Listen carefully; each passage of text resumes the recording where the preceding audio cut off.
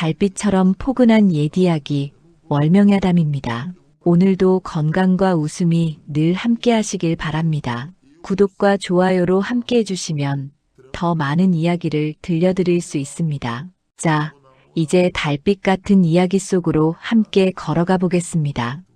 초봄의 바람이 아직 차가운 어느 날, 최씨 문중의 고택 대문이 조용히 열렸습니다. 대문 안으로 들어선 이는 바로 새 며느리 장서현이었지요. 서현은 몰락한 양반가의 딸로 최경모의 혼인이 결정된 날도 그리 기쁜 날은 아니었습니다. 친정 어른들이 서둘러 혼사를 치른 것은 가문이 체면을 지키기 위함이었으니까요. 서현은 조용히 시댁 마당을 둘러보았습니다. 곳곳에 세월의 흔적이 묻어있는 집이었지만 그래도 제법 넉넉해 보이는 살림이었지요. 하지만 서연의 얼굴에는 밝은 기색이 없었습니다. 그저 담담하게 시아버지 최영재에게 첫 인사를 올렸을 뿐이었습니다. 아버님, 며느리 장서연입니다. 최영재는 굳은 얼굴로 며느리를 바라보았습니다. 몰락한 양반가의 딸이라는 것이 마음에 들지 않았지요. 게다가 혼례식 내내 말없이 고개만 숙이고 있던 며느리의 태도도 썩 시원치 않았습니다. 그래, 들어가서 쉬거라. 짧은 말 한마디만 남기고 최영재는 자리를 떠났습니다. 서연은 그런 시아버지의 뒷모습을 조용히 바라보다가 방으로 들어갔지요. 방 안에는 이미 경모가 기다리고 있었습니다. 피곤하지? 오늘 참 긴 하루였네. 경모는 아내를 위로하려 했지만 서연은 그저 고개만 끄덕였을 뿐 별다른 말이 없었습니다. 다만 품속에 작은 보자기만 꼭 안고 있었지요. 경모는 그 보자기가 궁금했지만 차마 물어보지 못했습니다. 혼례를 치른 지 얼마 되지 않은 사이였으니까요. 서연은 시댁살이를 시작한 뒤로도 늘 품속에 그 보자기를 지니고 다녔습니다. 아침에 일어나서도 부엌일을 할 때도 심지어 잠들 때도 곁에 두었지요. 보자기 속에는 낡은 종이 몇 장이 들어있는 것 같았는데 서연은 그것을 아무에게도 보여주지 않았습니다. 최영재는 며느리의 그런 모습이 점점 더 거슬렸습니다. 혼자 무언가를 꼭꼭 숨기고 다니는 모습이 수상하게 느껴진 것이지요.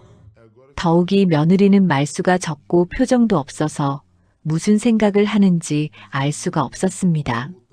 경모야, 내 아내는 대체 무엇을 저리 숨기고 다니느냐? 아버지, 그저 친정에서 가져온 물건이겠지요. 크게 신경 쓰실 일은 아닐 것 같습니다. 그래도 밤낮으로 품에 품고 다니는 것이 심상치 않다. 혹시 귀한 물건이라도 있는 것 아니냐? 최영재는 며느리가 친정에서 몰래 가져온 귀한 물건을 숨기고 있는 것은 아닌가 의심하기 시작했습니다. 몰락한 양반가라고는 하지만 혹시 몰래 숨겨둔 재산이 있을지도 모른다는 생각이 들었지요. 그러던 어느 날 마을의 지주 오만양이 최영재를 찾아왔습니다. 오만양은 마을에서 가장 많은 땅을 가진 부자였지만 그만큼 욕심도 많은 사람이었지요. 최영감, 자네 며느리가 귀한 것을 품고 다닌다던데 사실이가? 오영감께서 어찌 그걸 아시오? 마을이 좁은데 소문이 안 들리겠나. 자네 며느리가 밤낮으로 뭔가를 품에 품고 다닌다던데 그게 무엇인지 궁금하지 않은가? 오만양의 말에 최영재는 더욱 의심이 깊어졌습니다. 며느리의 친정이 몰락했다고는 하지만 혹시 숨겨둔 재산 목록이나 땅 문서 같은 것이 있는 것은 아닐까 하는 생각이 들었지요. 자네 며느리가 숨기는 게 분명히 있을 게야. 그걸 확인해보지 그래. 오만양은 교묘하게 최영재의 욕심을 부추겼습니다. 최영재는 마음이 불편해졌지요. 며느리를 믿고 싶었지만 한편으로는 정말 무언가를 숨기고 있는 것 같았습니다. 서연은 시아버지와 오만양이 자신을 의심하고 있다는 것을 눈치챘습니다. 시아버지가 자신을 바라보는 눈빛이 예전과 달랐고 집안 식구들도 자신을 조심스럽게 대했지요. 서연은 그런 시선들을 느끼면서도 보자기를 더욱 단단히 품에 안았습니다. 어느 날 저녁 서연은 홀로 방에 앉아 보자기를 꺼내 보았습니다. 보자기 안에는 누렇게 바랜 종이 4장이 들어 있었지요. 종이에는 빼곡하게 글씨가 적혀 있었는데 서연은 그것을 조심스럽게 다시 보자기에 싸서 품속 깊이 넣었습니다. 이것만은 절대 잃어버릴 수 없어. 이것만은. 서연의 눈에는 결연한 빛이 어렸습니다. 그 종이들은 서연에게 무척이나 중요한 것이었지요. 하지만 그것이 무엇인지, 왜 그토록 소중히 여기는지는 아무도 알 수 없었습니다. 최영재는 날이 갈수록 며느리에 대한 의심이 깊어졌습니다. 오만양이 계속해서 부추기는 바람에 머릿속이 복잡해졌지요. 최영감, 자네가 직접 확인해보지 그래. 며느리가 뭘 숨기고 있는지 말이야. 하지만 그게 어찌 며느리의 물건을 함부로. 허허, 이 양반이. 시아버지가 며느리 물건 확인하는 게 뭐가 문제인가? 혹시 모르지 않나? 집안에 해가 되는 물건일 수도 있는데. 오만양의 말에 최영재는 점점 더 동요했습니다.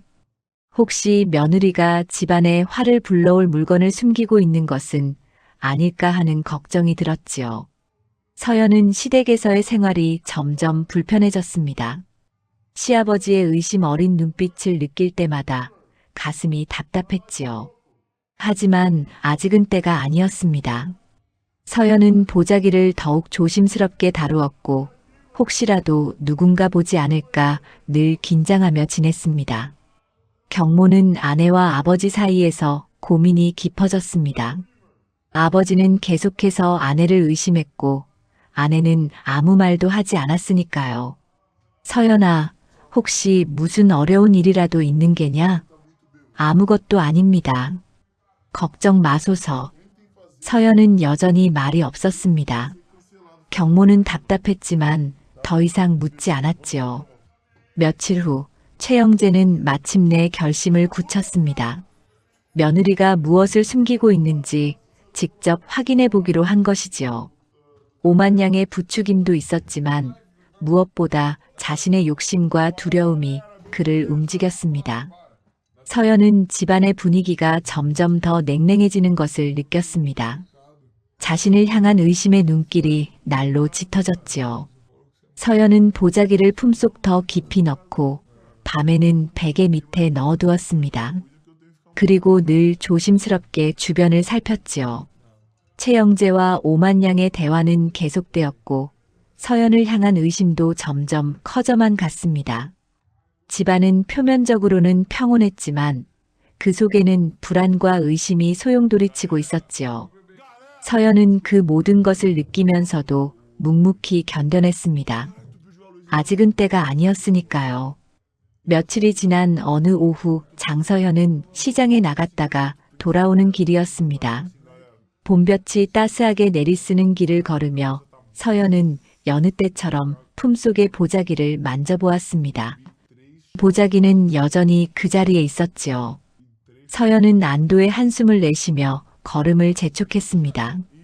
마을 어귀를 지나 서당 앞을 지날 때였습니다. 서당에서는 아이들의 글 읽는 소리가 낭낭하게 들려왔지요. 서연은 잠시 걸음을 멈추고 그 소리에 귀를 기울였습니다. 천자문을 외우는 아이들의 목소리가 정겹게 느껴졌지요. 그때였습니다. 갑자기 봄바람이 거세게 불어왔습니다. 서연은 놀라 치마를 붙잡았고 바람에 옷자락이 심하게 흔들렸지요. 그 바람에 품속의 보자기가 살짝 벌어졌고 그 안에서 종이 한 장이 바람을 타고 날아갔습니다. 아! 서연은 재빨리 날아가는 종이를 쫓았습니다. 하지만 종이는 바람에 실려 서당 마당으로 들어가 버렸지요. 서연의 얼굴이 하얗게 질렸습니다. 그녀는 급히 서당 문 앞으로 달려갔습니다. 서당 마당에서는 마침 훈장 한율석이 아이들을 가르치다가 잠시 쉬고 있었습니다. 율석은 마당에 떨어진 종이 한 장을 발견하고는 고개를 갸우뚱했지요. 이게 무엇인가?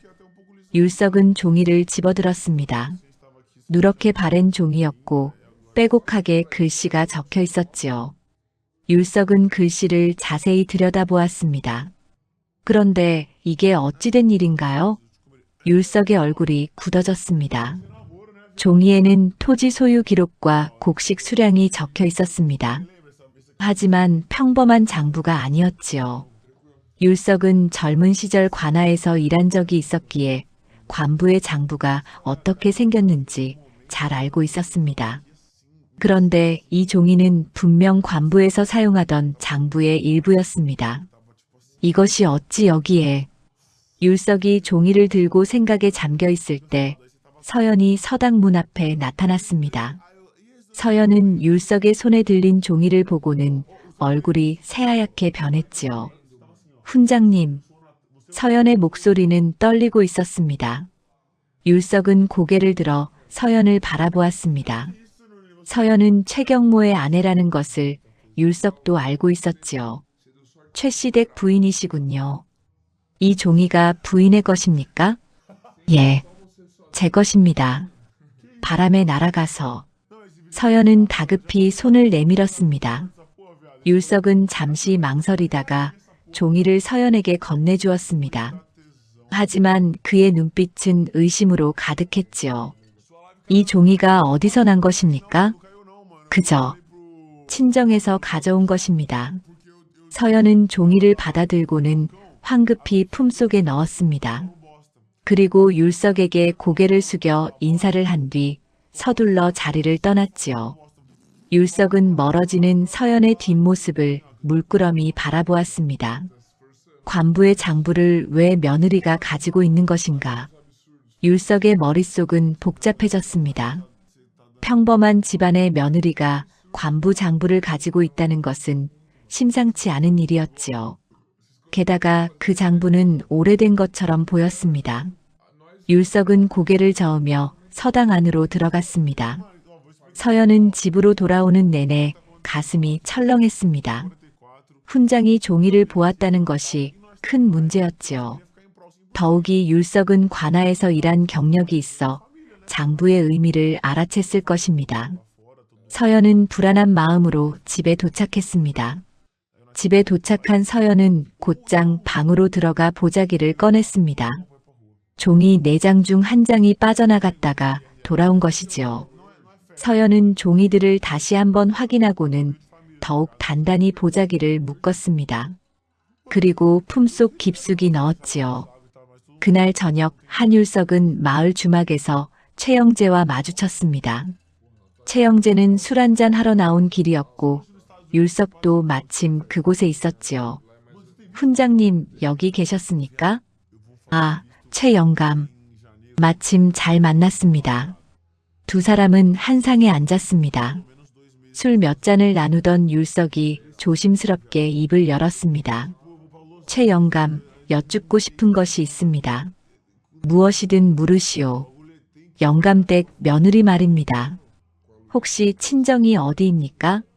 최영재는 술잔을 내려놓으며 대답했습니다. 몰락한 양반가라고 들었소. 한양 쪽이라던데 자세한 것은 나도 모르오. 그렇습니까? 율석은 고개를 끄덕이며 생각에 잠겼습니다. 최영재는 율석의 표정이 심상치 않다는 것을 눈치챘지요. 무슨 일이라도 있습니까? 아닙니다. 그저 오늘 며느리를 배웠는데 참 조용하신 분이더군요. 율석은 더 이상 말하지 않았습니다. 하지만 최영재는 뭔가 숨기는 것이 있다고 느꼈지요. 율석이 괜히 며느리에 대해 물었을 리가 없었습니다. 최영재는 집으로 돌아온 뒤에도 율석의 말이 계속 신경 쓰였습니다. 며느리에 대해 물어본 것이 예사롭지 않았지요. 혹시 며느리가 무슨 문제를 일으킨 것은 아닐까 하는 걱정이 들었습니다. 다음 날 최영재는 오만양을 다시 만났습니다. 오만양은 최영재의 표정을 보고는 무슨 일이 있었다는 것을 직감했지요. 최영감, 무슨 일이요? 얼굴이 좋지 않소. 그게 어제 훈장이 며느리에 대해 물어보더이다. 훈장이 왜? 최영재는 어제 있었던 일을 이야기했습니다. 오만양은 듣고 나서 고개를 끄덕였지요. 그것 보시오. 내가 뭐라 했소? 며느리가 뭔가 숨기고 있다고 했지 않소? 하지만 확실한 것은 아니지 않소. 이 양반이. 훈장이 괜히 물어봤겠소? 분명 뭔가 본 게 있을게요. 오만양의 말에 최영재는 더욱 불안해졌습니다. 며느리가 정말 무언가를 숨기고 있다는 확신이 들었지요. 한편 율석은 서당에서 아이들을 가르치면서도 계속 어제 본 종이가 신경 쓰였습니다. 관부의 장부를 일개 며느리가 가지고 있다는 것은 분명 심상치 않은 일이었지요. 율석은 서연을 주시하기로 마음먹었습니다. 서연은 그날 이후로 더욱 조심스러워졌습니다. 밖에 나갈 때도 보자기를 더욱 단단히 묶었고 사람들의 시선을 피하려고 애썼지요. 하지만 이미 훈장이 의심하고 있다는 것을 알고 있었기에 마음이 편치 않았습니다. 최영재의 의심은 날로 깊어져 갔습니다. 훈장까지 며느리를 수상하게 여긴다니 분명 무언가 문제가 있다고 생각했지요. 최영재는 며느리를 더욱 예의주시하기 시작했습니다. 집안의 분위기는 점점 더 무거워졌습니다. 서연은 시아버지와 훈장의 시선을 느끼며 하루하루를 버텼습니다. 보자기 속 종이들은 여전히 그녀의 품속에 있었고 서연은 그것을 지키기 위해 더욱 경계를 늦추지 않았지요. 며칠 후 오만양은 다시 최영재를 찾아왔습니다. 이번에는 더욱 교묘한 말로 최영재를 부추겼지요. 최영감, 자네 며느리가 숨기는 것이 무엇인지 궁금하지 않은가? 궁금하기야 하지만 며느리의 물건을 함부로. 이 양반이 아직도 그런 소리를 하고 있나? 훈장도 수상하게 여기지 않았던가? 며느리가 집안에 해를 끼칠 물건을 가지고 있다면 어찌하겠는가? 오만양의 말에 최영재는 점점 더 불안해졌습니다. 며느리가 혹시 집안을 망칠 무언가를 숨기고 있는 것은 아닐까 하는 두려움이 커졌지요. 자네가 직접 확인해보게. 며느리 방을 살펴보면 알 수 있지 않겠나? 하지만 그것이 옳은 일인지 옳고 그름이 중요한가? 집안의 안위가 먼저지. 자네도 가장 아닌가? 오만양은 계속해서 최영재를 설득했습니다. 최영재는 망설였지만 결국 오만양의 말에 넘어가고 말았지요. 겉으로는 집안을 걱정하는 것처럼 보였지만 사실은 며느리가 귀한 것을 숨기고 있을지도 모른다는 욕심이 앞섰습니다. 그날 밤 최영재는 잠을 이루지 못했습니다. 며느리의 방을 뒤져봐야 하나 말아야 하나 고민이 깊었지요. 하지만 오만양의 말이 계속 머릿속을 맴돌았습니다. 결국 최영재는 결심을 굳혔습니다. 다음 날 낮 서연은 장을 보러 나갔습니다. 경모도 일을 하러 나간 사이였지요. 최영재는 이때다 싶어 며느리의 방으로 향했습니다. 가슴이 두근거렸지만 이미 마음을 정한 터였습니다. 최영재는 조심스럽게 방문을 열었습니다. 방 안은 깨끗하게 정돈되어 있었지요. 최영재는 주위를 둘러보며 이곳저곳을 뒤지기 시작했습니다. 옷장을 열어보고 궤짝을 열어보고 베개 밑도 살펴보았습니다. 하지만 아무것도 찾을 수 없었습니다. 며느리가 늘 품에 지니고 다닌다던 보자기는 보이지 않았지요. 최영재는 점점 더 초조해졌습니다. 분명 무언가 있을 것이라고 생각했는데 아무것도 나오지 않았습니다. 그때였습니다. 방문이 열리는 소리가 들렸습니다. 최영재는 깜짝 놀라 돌아보았지요. 문 앞에는 서연이 서 있었습니다. 서연은 장을 보러 나갔다가 깜빡하고 돈주머니를 두고 와서 급히 돌아온 것이었습니다. 아버님, 서연의 목소리는 떨리고 있었습니다. 최영재는 당황하여 어쩔 줄 몰라 했지요. 시아버지가 며느리 방을 몰래 뒤지고 있는 모습을 들킨 것입니다. 이게 나는 최영재는 변명을 하려 했지만 말이 나오지 않았습니다. 서연은 조용히 방 안으로 들어왔습니다. 그리고 최영재를 바라보며 침착하게 말했지요. 무엇을 찾고 계십니까? 그게 내가 무언가를 숨기고 있다는 말을 들어서 제가 무엇을 숨긴다고 하셨습니까? 서연의 목소리는 여전히 조용했습니다. 하지만 그 속에는 서운함이 묻어 있었지요. 최영재는 며느리의 눈빛을 마주하자 부끄러움이 밀려왔습니다. 훈장이 내가 이상한 물건을 가지고 있다고 훈장님이 그리 말씀하셨습니까? 서연은 한율석이 자신을 의심하고 있다는 것을 이미 알고 있었습니다. 하지만 시아버지까지 이렇게 자신을 의심할 줄은 몰랐지요. 아버님, 제가 품고 다니는 것은 친정에서 가져온 소중한 물건입니다. 하지만 아직은 말씀드릴 수 없습니다. 왜 말할 수 없느냐? 때가 되면 말씀드리겠습니다. 지금은 아닙니다. 서연은 공손하게 대답했습니다. 하지만 최영재는 며느리의 말을 믿을 수 없었지요. 오히려 더욱 의심스러웠습니다. 내가 숨기는 것이 집안에 해가 되는 것은 아니겠지? 절대 아닙니다. 아버님께 해를 끼칠 일은 없습니다.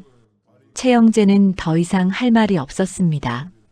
결국 그는 며느리에게 제대로 사과하지도 못한 채 방을 나갔지요. 서연은 홀로 남아 한숨을 깊게 내쉬었습니다. 최영재는 방에서 나온 뒤에도 마음이 편치 않았습니다. 며느리를 의심하고 몰래 방을 뒤진 것이 부끄러웠지요. 하지만 한편으로는 며느리가 여전히 무언가를 숨기고 있다는 생각이 들었습니다. 그날 저녁 경모가 집에 돌아왔습니다. 경모는 아버지와 아내의 표정이 모두 좋지 않다는 것을 눈치챘지요. 무슨 일이라도 있었습니까? 경모가 물었지만 아버지도 아내도 제대로 대답하지 않았습니다. 경모는 불안한 마음으로 밤을 보냈지요. 다음 날 최영재는 오만양을 다시 만났습니다. 오만양은 어제 일이 어떻게 되었는지 물었지요. 그래서 무엇을 찾았는가? 아무것도 찾지 못했소. 며느리에게 들키고 말았소. 들켰다고? 그래서 어찌했는가? 며느리가 친정 물건이라고 하더이다. 하지만 무엇인지는 말하지 않았소. 오만양은 고개를 끄덕이며 생각에 잠겼습니다. 그리고는 다시 최영재를 부추겼지요. 그것 보시오. 분명 뭔가 있소. 며느리가 말하지 않는다는 것 자체가 수상하지 않소? 하지만 이미 들킨 마당에 어찌하겠소. 자네가 계속 지켜보면 되지 않겠나. 며느리를 더 면밀히 살펴보게. 오만양의 말에 최영재는 고개를 끄덕였습니다. 그는 며느리를 계속 의심하기로 마음먹었지요. 한편 서연은 이제 더 이상 집안에서 편히 지낼 수 없다는 것을 깨달았습니다. 시아버지가 자신을 완전히 의심하고 있었고 훈장도 자신을 주시하고 있었습니다. 서연은 보자기를 더욱 조심스럽게 다루었지요. 최영재는 그날 이후로 며느리를 대하는 태도가 더욱 차갑고 적대적으로 변했습니다. 식사 때도 며느리를 곱지 않은 시선으로 바라보았고 며느리가 밖에 나갈 때마다 어디 가는지 물었지요. 서연은 그런 시아버지의 태도를 견디며 하루하루를 버텼습니다. 하지만 마음은 점점 더 무거워졌지요. 언제까지 이렇게 숨기고 살아야 하는지, 언제쯤 진실을 밝힐 수 있을지 알 수 없었습니다. 경모는 아버지와 아내 사이에서 괴로웠습니다. 아버지는 아내를 의심했고 아내는 아무 말도 하지 않았습니다. 경모는 어느 편을 들어야 할지 혼란스러웠지요. 집안의 분위기는 날로 냉랭해져 갔습니다. 최영재의 의심은 더욱 깊어졌고 서연은 더욱 조심스러워졌습니다. 그리고 멀리서 한율석은 여전히 서연을 주시하고 있었지요. 폭풍전야와 같은 고요함이 집안을 감싸고 있었습니다. 며칠 후 최 씨 집안 대문 앞에 한 젊은 여인이 나타났습니다. 여인은 말끔한 옷차림에 당당한 걸음걸이를 하고 있었지요. 마을 사람들은 낯선 여인을 보며 수군거렸습니다. 저 여인은 누구인가? 처음 보는 얼굴인데 어디서 온 것일까? 여인은 주저없이 최 씨 집안으로 들어갔습니다. 마당에 있던 최영재는 낯선 여인을 보고 의아해했지요. 누구시오? 장서현의 동생 장하진입니다. 언니를 뵈러 왔습니다. 하진의 목소리는 분명했습니다. 최영재는 며느리에게 동생이 있다는 말을 들은 적이 없었지요. 하지만 여인의 당찬 모습에 눌려 아무 말도 하지 못했습니다. 언니, 더 왔어요. 하진은 큰 소리로 언니를 불렀습니다. 방 안에 있던 서연은 동생의 목소리를 듣고 깜짝 놀라 밖으로 나왔지요. 하진아, 내가 어찌. 언니, 오래간만이지? 보고 싶어서 왔어. 두 자매는 반갑게 서로를 껴안았습니다. 서연의 얼굴에는 오랜만에 웃음이 번졌지요. 하진은 언니를 꼭 안으며 귓속말로 물었습니다. 언니, 괜찮아? 응, 괜찮아. 하지만 서연의 목소리는 그리 괜찮아 보이지 않았습니다. 하진은 언니의 상황을 직감했지요. 저녁 식사 시간이 되었습니다. 최영재는 며느리의 동생이 왔다고 하니 상을 차리라 했지요. 하지만 그의 태도는 여전히 차갑고 불편해 보였습니다. 식사 중에 최영재는 하진을 힐끔힐끔 쳐다보았습니다. 하진은 그런 시선을 느끼면서도 태연하게 밥을 먹었지요. 서연은 동생이 걱정되어 계속 눈치를 살폈습니다. 식사를 마친 후 최영재가 입을 열었습니다. 그대의 친정은 어디라 했던가? 한양입니다. 한양이면 멀지 않은가? 혼자 오기 힘들었겠구려. 괜찮습니다. 언니가 보고 싶었으니까요. 하진의 대답은 짧고 명확했습니다. 최영재는 더 이상 말을 잇지 못했지요. 밤이 되자 서연과 하진은 방에서 둘만의 이야기를 나누었습니다. 하진은 언니의 손을 꼭 잡으며 물었지요. 언니, 시댁에서 무슨 일이 있었어? 아무 일도 없어. 그저 거짓말 마. 언니 얼굴만 봐도 알 수 있어. 무슨 일인지 말해줘. 서연은 한참을 망설이다가 시아버지가 자신을 의심하고 있다는 것, 훈장도 자신을 수상하게 여긴다는 것을 이야기했습니다. 하진은 언니의 이야기를 듣고 분노가 치밀어 올랐지요. 시아버지께서 언니 방을 뒤지셨다고? 어떻게 그런 일이? 조용히 해. 들릴라. 아니, 이건 너무하잖아. 언니가 무슨 잘못을 했다고. 하진은 언니를 감싸 안으며 눈물을 흘렸습니다. 서현도 동생의 품에서 조용히 눈물을 흘렸지요.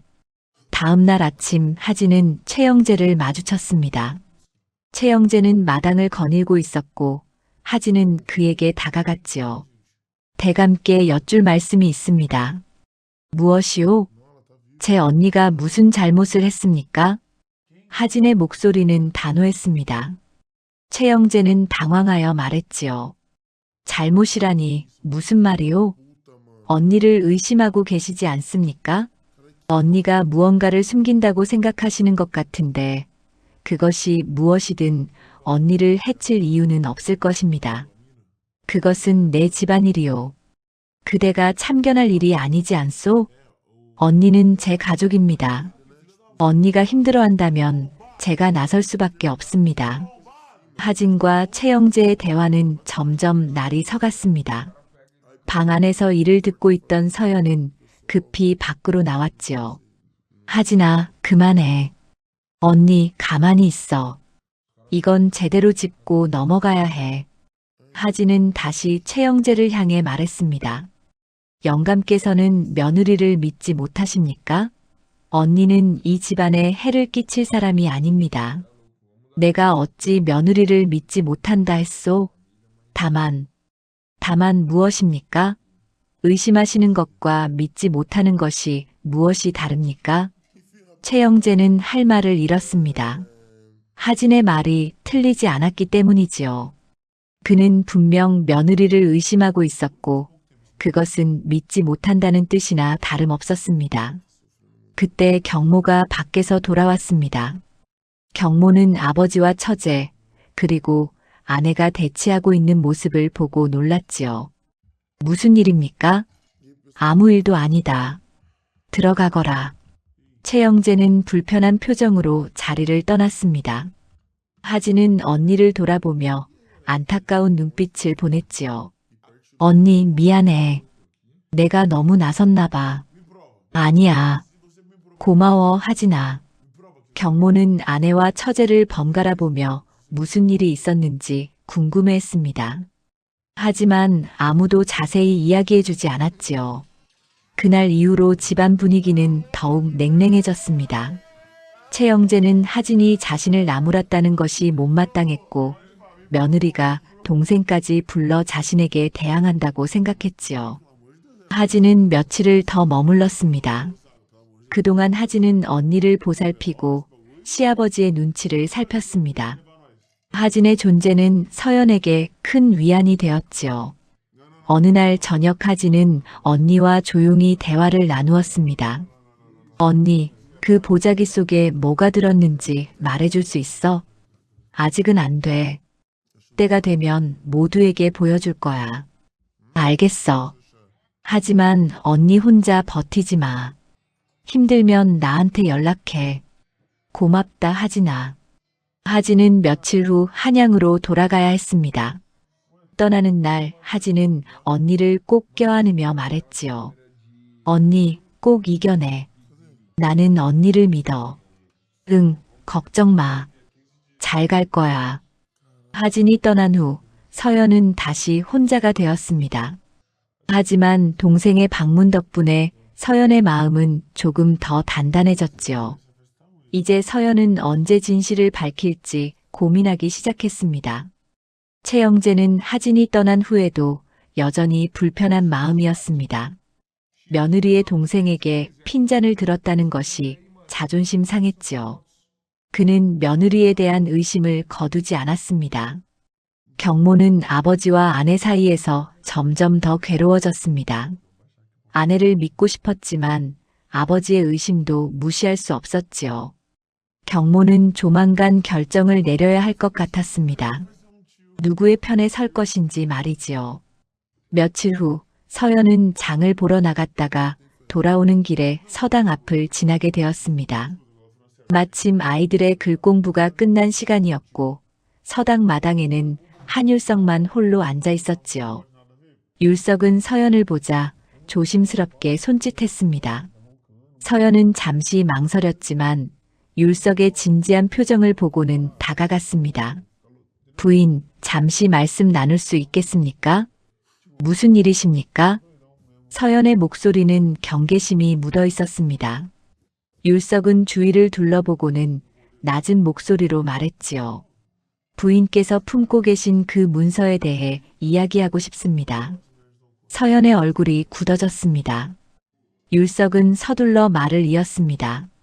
놀라지 마십시오. 저는 부인을 해치려는 것이 아닙니다. 오히려 도우려 합니다. 도우시겠다고요? 예. 제가 젊은 시절 관아에서 일했다고 말씀드렸지요. 그때 많은 장부를 다뤘습니다. 마님께서 가지고 계신 그 종이는 관부의 장부 일부입니다. 율석의 말에 서연은 더 이상 숨길 수 없다는 것을 깨달았습니다. 그녀는 잠시 침묵하다가 조용히 입을 열었지요. 훈장님께서 아셨군요. 저만 알고 있습니다. 아직 다른 이들은 모릅니다. 율석은 서연을 안심시키려 했습니다. 그리고는 더 자세히 설명했지요. 제가 본 그 종이에는 토지 기록과 곡식 수량이 적혀 있었습니다. 하지만 평범한 기록이 아니었습니다. 관아에서 사용하는 형식이었고 더욱이 무언가 빼돌린 흔적이 보였습니다. 서연은 율석의 통찰력에 놀랐습니다. 그는 단 한 장의 종이만 보고도 그 의미를 파악한 것이지요. 훈장님께서는 그것이 무엇을 의미하는지 아십니까? 짐작은 갑니다. 아마도 누군가의 재산을 부당하게 빼앗은 기록이 아닐까 싶습니다. 마님의 친정과 관련이 있는 것이겠지요. 서연은 고개를 끄덕였습니다. 율석의 추측은 정확했습니다. 그렇습니다. 제 친정의 재산을 누군가 빼앗아 갔습니다. 그 증거가 바로 그 문서입니다. 율석은 심각한 표정을 지었습니다. 그리고는 서연에게 경고했지요. 부인, 그 문서는 매우 위험합니다. 만약 잘못된 사람에게 알려지면 부인께 해가 될 수 있습니다. 어떤 해 말입니까? 그 문서에 연루된 자가 마을에 있다면 그 자는 부인을 해칠 수도 있습니다. 문서가 드러나면 자신의 죄가 밝혀질 테니까요. 서연은 율석의 말에 오싹함을 느꼈습니다. 그녀는 이미 그 위험을 알고 있었지만 율석의 입을 통해 다시 듣고 나니 더욱 두려워졌지요. 그렇다면 훈장님께서는 어찌하라 하십니까? 지금은 조심하셔야 합니다. 아직 때가 아닙니다. 하지만 언젠가는 그 문서를 세상에 내놓아야 할 것입니다. 그때가 되면 제가 도와드리겠습니다. 율석의 말에 서연은 안도의 한숨을 내쉬었습니다. 이제 자신의 편이 생긴 것 같았지요. 감사합니다, 훈장님. 큰 힘이 됩니다. 부인, 한 가지 더 여쭙겠습니다. 그 문서에 적힌 사람이 누구입니까? 서연은 잠시 망설였습니다. 하지만 율석이 진심으로 자신을 도우려 한다는 것을 느꼈기에 조심스럽게 대답했지요. 오만양이라는 이름이 나옵니다. 율석의 얼굴이 굳어졌습니다. 오만양은 마을의 지주이자 큰 영향력을 가진 인물이었습니다. 율석은 이제야 상황의 심각성을 완전히 이해했지요. 오만양이라면 이것은 생각보다 큰 일입니다. 그래서 제가 조심하고 있었습니다. 그자는 힘이 있고 제가 함부로 드러냈다가는 알겠습니다. 부인께서는 더욱 조심하셔야 합니다. 오만양은 교활한 자입니다. 그가 눈치채면 큰 위험이 닥칠 것입니다. 율석은 서연에게 당부했습니다. 서연은 고개를 끄덕이며 율석의 말을 마음에 새겼지요. 훈장님, 그렇다면 언제 그 문서를 내놓아야 할까요? 아직은 아닙니다. 부인께서 혼자 감당하기에는 너무 큽니다. 먼저 믿을 만한 사람들을 모아야 합니다. 부인의 남편은 아십니까? 아직 말하지 못했습니다. 그렇다면 조만간 말씀하시는 것이 좋겠습니다. 부인의 편이 되어주실 것입니다. 서연은 율석의 조언에 고개를 끄덕였습니다. 경모에게도 이제 진실을 말해야 할 때가 온 것 같았지요. 제가 너무 많은 것을 혼자 감당하려 했나 봅니다. 부인께서는 지금까지 잘 버티셨습니다. 하지만 이제는 도움을 받으셔야 합니다.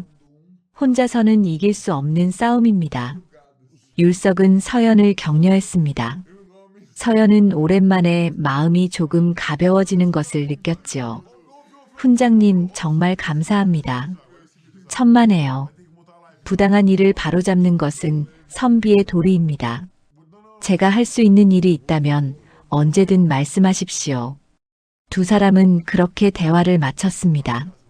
서연은 율석과 헤어진 뒤 집으로 돌아오는 길에 많은 생각을 했습니다. 이제 경모에게도 진실을 말해야 할 것 같았지요. 그날 밤 서연은 경모를 불렀습니다. 경모는 아내가 심각한 표정을 짓고 있는 것을 보고 긴장했지요. 무슨 일이요? 서방님께 말씀드릴 것이 있습니다. 서연은 조심스럽게 입을 열었습니다. 그리고는 지금까지 숨겨왔던 이야기를 하나씩 꺼내기 시작했지요. 보자기 속 문서에 대한 이야기, 친정 재산이 빼앗긴 이야기, 그리고 오만량이 그 일에 연루되어 있다는 이야기까지 말입니다. 경모는 아내의 이야기를 듣고 충격을 받았습니다. 아내가 그토록 큰 비밀을 혼자 간직하고 있었다는 것이 믿기지 않았지요. 그런 일이 왜 진작 말하지 않았소? 아직 때가 아니었습니다. 하지만 이제는 도련님께 말씀드려야 할 것 같았습니다. 경모는 아내의 손을 꼭 잡았습니다. 그리고는 단호하게 말했지요. 내가 당신을 지키겠소. 이제 혼자 싸우지 마시오. 서연은 남편의 말에 눈물을 흘렸습니다. 오랜만에 느끼는 안도감이었지요. 이제 서연은 더 이상 혼자가 아니었습니다. 율석과 경모, 그리고 동생 하진까지 서연을 도울 사람들이 하나둘씩 생기고 있었습니다. 하지만 동시에 위험도 커지고 있었습니다. 오만양이 눈치채기 전에 서연은 행동해야 했지요. 시간이 얼마 남지 않았습니다. 며칠 후 오만양은 다시 최영재를 찾아왔습니다. 이번에는 더욱 강경한 태도로 최영재를 압박했지요. 최영감, 자네는 언제까지 며느리에게 끌려다닐 작정인가? 무슨 말씀이시오? 며느리가 무언가를 숨기고 있다는 것은 분명하지 않은가? 그런데도 자네는 아무것도 하지 않고 있지 않은가? 오만양의 목소리에는 다급함이 묻어 있었습니다. 그는 서연이 가진 문서가 자신과 관련이 있다는 것을 어렴풋이 눈치채고 있었지요. 하지만 며느리를 어찌하겠소. 이미 들킨 일도 있고, 그러니까 더욱 확실하게 해야지. 며느리를 내쫓고 그 종이를 찾아내야 하네. 최영재는 오만양의 말에 놀랐습니다. 며느리를 내쫓으라니 그것은 너무 지나친 일이었지요.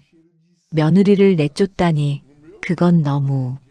최영감, 자네 집안을 지키고 싶지 않은가? 며느리가 숨기는 것이 집안에 화를 부를 수도 있네. 그 전에 손을 써야 하네. 오만양은 계속해서 최영재를 부추겼습니다. 최영재는 점점 오만양의 말에 설득되어 갔지요. 며느리가 정말 집안에 해를 끼칠지도 모른다는 두려움이 커졌습니다. 그날 오후 최영재는 마당에 식구들을 모두 불러 모았습니다. 경모와 서연도 마당으로 나왔지요. 최영재의 표정은 그 어느 때보다 굳어 있었습니다. 오늘 너희들에게 할 말이 있다. 최영재의 목소리는 차갑고 단호했습니다. 서연은 불길한 예감이 들었지요. 서현, 내가 품고 다니는 그것이 무엇이냐? 아버님 말씀드렸듯이 친정에서 가져온. 그만. 더 이상 거짓말을 듣고 싶지 않다. 내가 무언가를 숨기고 있다는 것은 이제 마을 사람들도 다 아는 일이다. 최영재는 목소리를 높였습니다. 서연은 당황했지만 침착하게 대답하려 했지요. 아버님, 저는 거짓말을 한 적이. 입 닥쳐라. 내가 집안에 해를 끼치기 전에 내가 먼저 손을 쓰겠다. 당장 그 보자기를 내놓아라. 최영재의 호통에 마당의 공기가 얼어붙었습니다. 경모는 아버지의 태도에 놀라 나섰지요. 아버지, 너무 심하십니다. 내가 참견할 일이 아니다. 물러나거라. 아닙니다. 서연은 제 아내입니다. 아버지께서 함부로 대하실 수 없습니다. 경모는 아내를 감싸며 아버지에게 맞섰습니다. 최영재는 아들이 자신을 거역하자 더욱 화가 났지요. 이놈이 감히. 바로 그때 대문이 열리며 장하진이 들어왔습니다. 하진은 며칠 전 한양으로 돌아갔다가 언니가 걱정되어 다시 온 것이었지요. 하진은 마당의 긴박한 분위기를 단번에 파악했습니다. 무슨 일입니까? 하진이 물었습니다. 최영재는 하진을 보자 더욱 불쾌한 표정을 지었지요. 내가 왜 또 왔느냐? 이건 우리 집안일이다. 언니가 부당하게 대우받고 있다면 제가 나설 수밖에 없습니다. 하진은 단호하게 말하며 언니 곁으로 다가갔습니다. 서연은 동생이 다시 온 것에 놀라면서도 고마웠지요. 하진아, 괜찮아. 내가 나설 일이 아니야. 언니, 가만히 있어. 이번에는 내가 확실히 할게. 하진은 최영재를 똑바로 바라보며 말했습니다. 제 언니가 무슨 잘못을 했다고 이리 몰아세우십니까? 내 언니가 무언가를 숨기고 있다.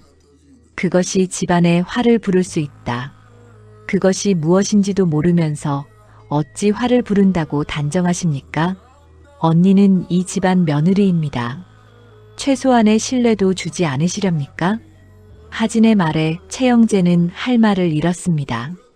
하지만 곧 다시 목소리를 높였지요. 신뢰라니, 며느리가 먼저 나를 속였다. 속인 것이 아니라 때를 기다린 것입니다. 언니에게는 그럴 만한 이유가 있습니다. 그 이유가 무엇이냐? 하진은 잠시 망설였습니다. 서연은 동생에게 눈빛으로 말리려 했지만 하진은 이미 결심을 굳힌 듯 했지요. 언니가 가진 문서는 부당하게 빼앗긴 재산에 관한 것입니다. 언니의 친정 재산을 누군가 빼앗아 갔고 그 증거가 바로 그 문서입니다. 하진의 말에 마당이 술렁거렸습니다. 최영재는 놀라움과 의심이 뒤섞인 표정을 지었지요. 재산을 빼앗겼다고? 그렇다면 왜 관아에 고하지 않았느냐? 그 일에 연루된 자가 힘있는 사람이기 때문입니다. 함부로 드러냈다가는 오히려 화를 당할 수 있었습니다. 경모가 나섰습니다. 경모는 아내에게서 진실을 들은 터였지요. 아버지, 서연이 숨긴 것은 집안을 해치려는 것이 아닙니다. 오히려 자신을 지키기 위함이었습니다. 최영재는 아들과 며느리, 그리고 처제를 번갈아 보았습니다. 그의 마음속에는 여전히 의심이 남아 있었지만 동시에 혼란스러웠지요. 그렇다면 그 문서를 보여줘라. 내가 직접 확인하겠다. 아직은 안 됩니다. 서연이 조용히 말했습니다. 왜 안 되느냐? 아직 준비가 되지 않았습니다. 하지만 때가 되면 모두에게 보여드리겠습니다. 최영재는 여전히 불만스러웠지만 며느리와 아들 그리고 처제가 모두 한편이 되어 자신에게 맞서자 더 이상 강하게 나가기 어려웠습니다. 좋다. 하지만 오래 기다리지는 않을 것이다. 빨리 그 문서를 내놓아라. 최영재는 그렇게 말하고는 마당을 떠났습니다. 남은 사람들은 긴장이 풀리며 한숨을 내쉬었지요. 언니, 괜찮아? 응, 고마워 하진아. 서연은 동생을 꼭 껴안았습니다. 경모도 아내의 손을 잡으며 말했지요. 이제 더 이상 혼자 싸우지 마시오. 내가 당신 곁에 있어. 서연은 남편과 동생을 보며 눈물을 흘렸습니다. 이제 자신에게는 든든한 편이 생긴 것이지요. 하지만 한편으로는 불안했습니다. 이제 최영재도 문서의 존재를 확실히 알게 되었고 곧 오만양의 귀에도 들어갈 것입니다. 서연은 더 이상 미룰 수 없다는 것을 깨달았지요. 조만간 모든 것을 드러내야 할 때가 올 것입니다. 경모는 아내를 보며 다짐했습니다. 이제 자신은 아버지 편이 아니라 아내 편에 서기로 마음먹은 것이지요. 무슨 일이 있어도 아내를 지키겠다고 결심했습니다. 그날 밤 서연은 오랜 고민 끝에 결심을 굳혔습니다. 더 이상 미룰 수 없다는 것을 깨달은 것이지요. 서연은 경모와 하진 그리고 한율석을 불러 모았습니다. 오늘 여러분께 보여드릴 것이 있습니다. 서연의 목소리는 떨리고 있었지만 그 속에는 결연함이 담겨 있었습니다. 서연은 품속에서 보자기를 꺼냈지요. 그리고 조심스럽게 보자기를 풀었습니다. 보자기 안에는 누렇게 바랜 종이 4장이 들어 있었습니다. 서연은 종이들을 하나씩 펼쳐 보였지요. 경모와 하진, 율석은 숨을 죽이고 종이를 바라보았습니다. 이것이 제가 그토록 지켜온 문서입니다. 서연은 4장의 종이를 차례로 늘어놓았습니다. 율석이 먼저 종이들을 자세히 살펴보았지요. 이것들을 맞춰보면 율석은 종이들의 찢어진 부분을 확인하며 조심스럽게 맞춰보았습니다. 놀랍게도 4장의 종이는 원래 하나의 문서였던 것이지요. 율석이 종이들을 완전히 맞춰놓자 하나의 장부가 완성되었습니다. 이것은 관아의 토지 장부입니다. 율석의 목소리는 침중했습니다. 경모가 다가와 장부를 들여다보았지요. 여기 적힌 것이 무엇입니까? 토지 소유 기록과 곡식 수량입니다. 하지만 여기 보십시오. 율석은 장부의 한 부분을 가리켰습니다. 거기에는 장서현의 친정 재산 목록이 적혀 있었지요. 하지만 소유주 이름이 지워지고 다른 이름으로 고쳐져 있었습니다. 원래 소유주는 장씨 가문이었습니다. 하지만 누군가 이름을 고쳐 자신의 것으로 만들었습니다. 그 이름이 누구입니까? 경모가 물었습니다. 율석은 장부를 가리키며 대답했지요. 오만양입니다. 그리고 여기 또 다른 이름이 있습니다. 당시 고을 관리였던 박용서라는 자입니다. 하진이 분노하며 말했습니다. 두 사람이 짜고 언니 집안 재산을 빼앗은 것이로군요. 그렇습니다. 이 장부는 그 증거입니다. 오만양과 박용서가 관아 장부를 조작하여 재산을 빼앗았습니다. 율석의 설명에 경모는 충격을 받았습니다. 오만양이 아버지를 부추겨 며느리를 의심하게 만든 것도 이 때문이었던 것이지요. 그렇다면 오만양은 이 문서의 존재를 알고 있었던 것입니까? 확실하지는 않지만 어렴풋이 짐작하고 있었을 것입니다. 그래서 계속 영감을 부추겨 문서를 찾으려 한 것이겠지요. 서연이 조용히 말했습니다. 제 아버지께서 돌아가시기 전에 이 장부를 찾아내셨습니다. 관아에 보관되어 있던 것을 몰래 빼내신 것이지요. 하지만 그 일이 들통날까 두려워 네 조각으로 찢어 숨기셨습니다. 그렇다면 부인의 아버님께서는 아버지께서는 이 장부를 찾은 직후 갑자기 돌아가셨습니다. 저는 그것이 우연이 아니라고 생각합니다. 서연의 목소리는 떨렸습니다. 율석은 고개를 끄덕이며 말했지요. 오만양과 박용서가 눈치챘을 가능성이 있습니다. 이것은 매우 위험한 문서입니다. 경모가 아내의 손을 꼭 잡았습니다. 그래서 당신이 그토록 조심스럽게 숨기고 있었던 것이군요. 함부로 드러냈다가는 오히려 제가 해를 입을까 두려웠습니다. 하지만 이제는 더 이상 숨길 수 없습니다. 율석이 말했습니다. 이제 이 문서를 사또께 가져가야 합니다. 사또께서 조사하시면 진실이 밝혀질 것입니다. 하지만 오만양은 힘 있는 자입니다. 사또께서 믿어주시겠습니까? 하진이 걱정스럽게 물었습니다. 율석은 문서를 다시 한번 살펴보며 대답했지요. 이 문서는 관아의 정식 장부입니다. 형식과 인장이 모두 갖춰져 있습니다. 사또께서 조사하시면 진위를 가릴 수 있을 것입니다. 경모가 결연한 표정으로 말했습니다. 내일 당장 관아로 가겠습니다. 제가 함께 가겠습니다. 저도 가겠습니다. 하진도 손을 들었습니다. 율석이 말했지요. 저도 동행하겠습니다. 제가 장부에 대해 설명할 수 있습니다. 서연은 세 사람을 바라보며 눈시울이 붉어졌습니다. 오랜 시간 혼자 견뎌왔던 무게를 이제 함께 나눌 수 있게 된 것이지요. 감사합니다. 모두. 네 사람은 그날 밤 늦도록 관아에 가서 어떻게 말할지, 어떤 증거를 제시할지 의논했습니다. 율석은 문서의 형식과 내용을 자세히 설명했고, 경모는 아내를 지키기 위해 무엇을 해야 할지 고민했지요. 다음 날 아침 일찍 네 사람은 관아로 향했습니다. 서연은 보자기에 문서를 다시 싸서 품에 안았습니다. 이제 마지막 순간이 다가온 것이지요. 관아에 도착한 네 사람은 사또를 뵙기 위해 기다렸습니다. 잠시 후 사또가 나타났지요. 사또는 낯선 일행을 보며 물었습니다. 무슨 일로 찾아왔는가?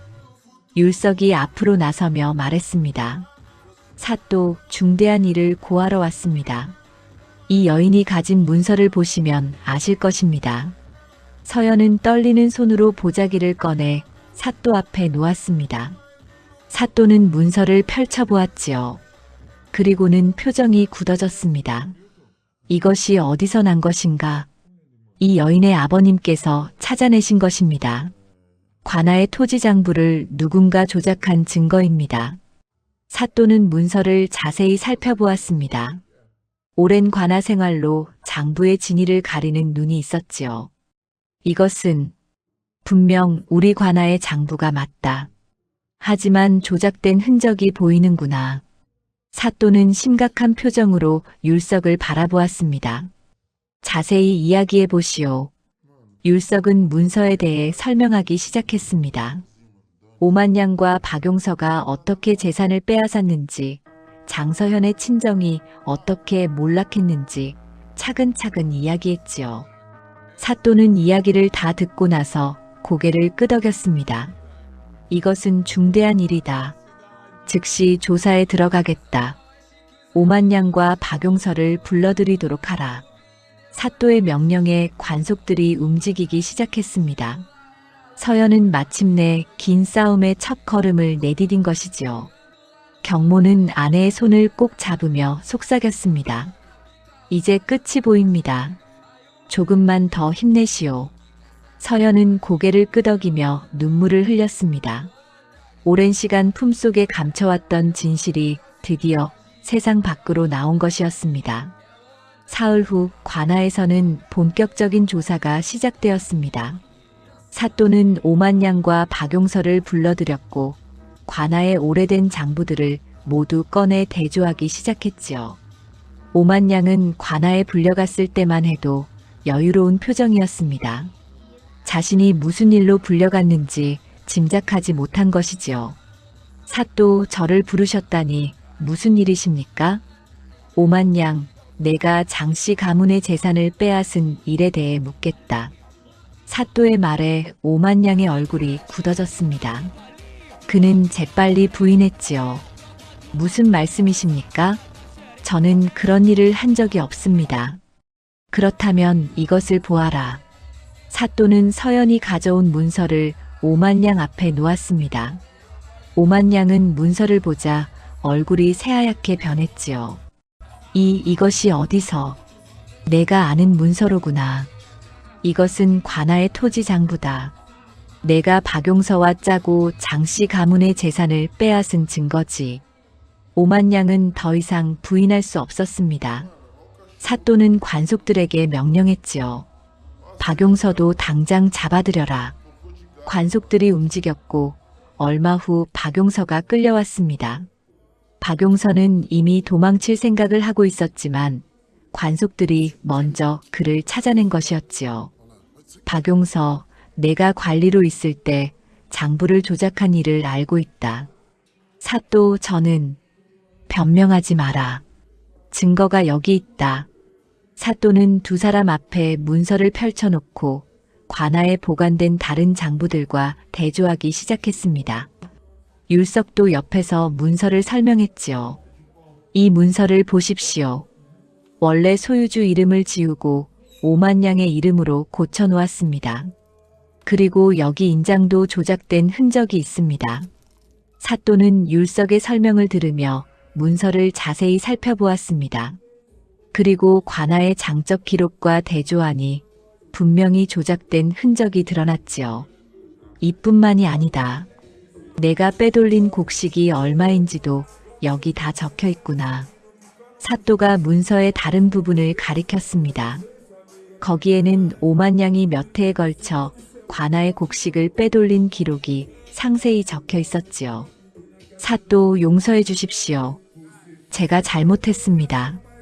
오만양은 결국 무릎을 꿇었습니다. 박용서도 더 이상 변명할 수 없다는 것을 알고 고개를 숙였지요. 너희들이 저지른 죄는 매우 크다.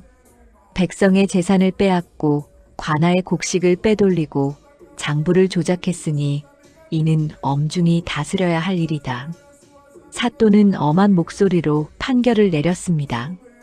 오만양과 박용서는 곤장 80대에 처하고 빼앗은 재산은 모두 장씨 가문에 돌려주도록 하라. 또한 두 사람은 이곳에서 영원히 추방한다. 사또의 판결이 떨어지자 관속들이 두 사람을 끌고 나갔습니다. 오만양은 끌려가면서도 계속 용서를 빌었지만 이미 늦은 일이었지요. 조사는 며칠 더 계속되었습니다. 사또는 장씨 가문의 재산 목록을 확인하고 오만량이 차지하고 있던 땅과 재산을 모두 찾아냈습니다. 그리고 정식으로 서연에게 돌려주기로 결정했지요. 한편 최영재는 관아의 조사 소식을 듣고 크게 놀랐습니다. 며느리가 숨기고 있던 것이 정말로 부당하게 빼앗긴 재산에 관한 증거였다는 것을 알게 된 것이지요. 최영재는 며느리를 의심했던 자신이 부끄러웠습니다. 더욱이 오만량의 꿰매에 넘어가 며느리를 몰아세웠던 일이 후회되었지요. 며칠 후 사또는 서연과 경모, 하진, 율석을 다시 불렀습니다. 그리고 정식으로 판결 내용을 알렸지요. 장씨 가문의 재산이 모두 확인되었다. 오만량이 빼앗은 땅과 곡식은 모두 돌려줄 것이다. 감사합니다, 사또. 서연은 깊이 절하며 감사를 표했습니다. 사또는 서연을 바라보며 말했지요. 그대가 오랜 세월 이 문서를 지켜온 덕분에 진실이 밝혀졌다. 그대의 아버지도 하늘에서 기뻐하고 계실 것이다. 서연은 사또의 말에 눈물을 흘렸습니다. 아버지가 목숨을 걸고 찾아낸 문서가 마침내 빛을 본 것이지요. 율석, 그대도 수고가 많았다. 그대의 도움이 없었다면 이 일을 밝혀내기 어려웠을 것이다. 아닙니다, 사또. 당연한 일을 했을 뿐입니다. 율석은 겸손하게 대답했습니다. 사또는 만족스러운 표정으로 고개를 끄덕였지요. 관아를 나온 네 사람은 서로를 마주보며 환하게 웃었습니다. 긴 싸움이 끝난 것이지요. 언니, 이제 정말 끝났어. 응, 고마워 하진아. 내가 아니었다면 이렇게까지 오지 못했을 거야. 경모도 아내의 손을 꼭 잡으며 말했습니다. 당신이 끝까지 포기하지 않아서 가능한 일이었소. 집으로 돌아온 서연은 최영재를 마주쳤습니다. 최영재는 며느리를 보자 고개를 숙였지요. 서연아, 미안하다. 내가 너를 의심하고 몰아세워서. 최영재의 목소리는 떨리고 있었습니다. 서연은 조용히 대답했습니다. 괜찮습니다, 아버님. 제가 미리 말씀드리지 못한 것도 잘못입니다. 아니다. 내가 그럴 만한 이유가 있었다. 내가 너를 믿지 못한 것이 잘못이었다. 최영재는 며느리에게 제대로 사과했습니다. 그리고는 오만량에게 속았던 자신이 한없이 부끄러웠지요. 앞으로는 너를 의심하지 않겠다. 용서해다오. 이미 용서했습니다, 아버님. 서연은 시아버지에게 공손히 절했습니다. 최영재는 며느리의 너그러운 마음에 감동받았지요. 마을 사람들도 소식을 듣고 서연을 달리 보기 시작했습니다. 오만량에게 빼앗긴 재산을 되찾은 용감한 여인이라며 칭송했지요. 최영재도 마을에서 체면을 잃었지만 며느리를 제대로 대우하지 못한 것을 반성하며 조용히 지냈습니다. 서연은 마침내 오랜 짐을 내려놓았습니다. 품속에 지니고 다니던 보자기는 이제 필요 없었지요. 서연은 보자기를 정성스럽게 개어 장롱 깊숙이 넣어두었습니다. 이제 그것은 과거의 아픔이 아니라 정의를 되찾은 증거로 남게 된 것이었습니다. 경모는 아내를 보며 흐뭇하게 웃었습니다. 아내가 겪은 고난이 끝났고 이제 진정한 평화가 찾아온 것이지요. 서현도 남편을 보며 환하게 웃었습니다. 오랜만에 느끼는 진정한 행복이었습니다.